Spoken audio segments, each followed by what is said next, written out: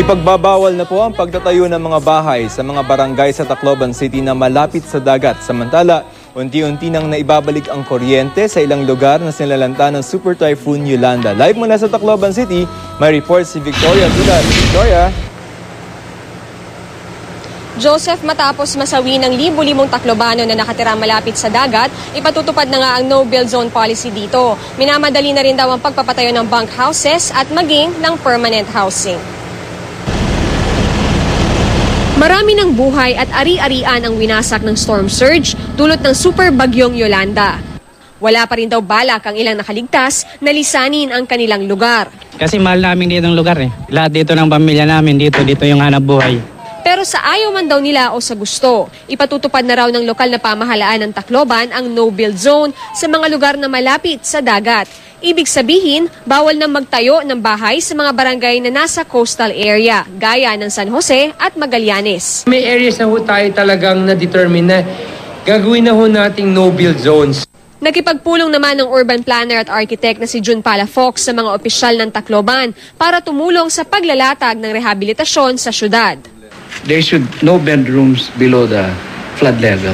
Maybe dormer houses 1 story only. Maybe buildings on stilts, buildings on columns, or a la Noah's Ark. Ayon sa lokal na pamahalaan, nasaayos na nila ang disenyo ng mga itatayong bahay para matiyak na magiging climate change resilient ang mga ito. Nagpapasalamat din daw sila sa iba't ibang organisasyon na nangakong magbibigay ng bahay, kabilang na ang GMA Kapuso Foundation.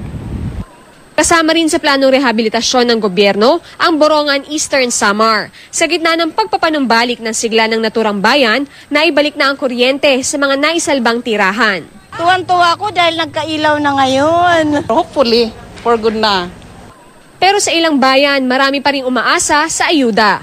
Kung sa ibang lugar ay sobra-sobra raw ang pamamahagi ng relief goods, may ilan naman daw na napag-iiwanan, gaya na lang ng bayan ng Llorente. 1 kilong bigas. Tapos ginhati-hatian. Ngayon, nag-react kami. Yung awa ng Diyos, ilang araw na. Maganda na ang inaano nila. May mga dilata, may mga noodles ang laman ng relief, pati bigas. Yan ay sa gitna ng mga ulat na may ilang nananamantala at ibinebenta ang relief goods. Sa barangay, may mga grupo dyan, may mga designated na nagdi-distribute.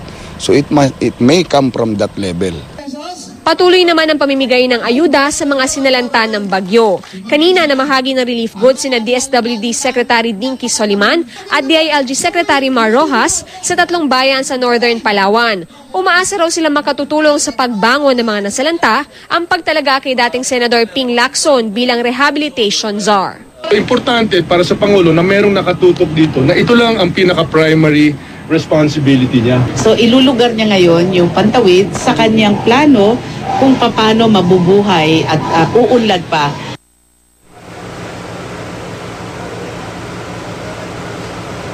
Joseph, bukas susubukan daw na maibalik ang kuryente sa Tacloban City Hall. Hindi pa raw ito kayang gawin sa ibang bahagi ng syudad sa ngayon, pero pagtitiyak ng lokal na pamahalaan ay maibabalik ang kuryente bago magpasko. Joseph?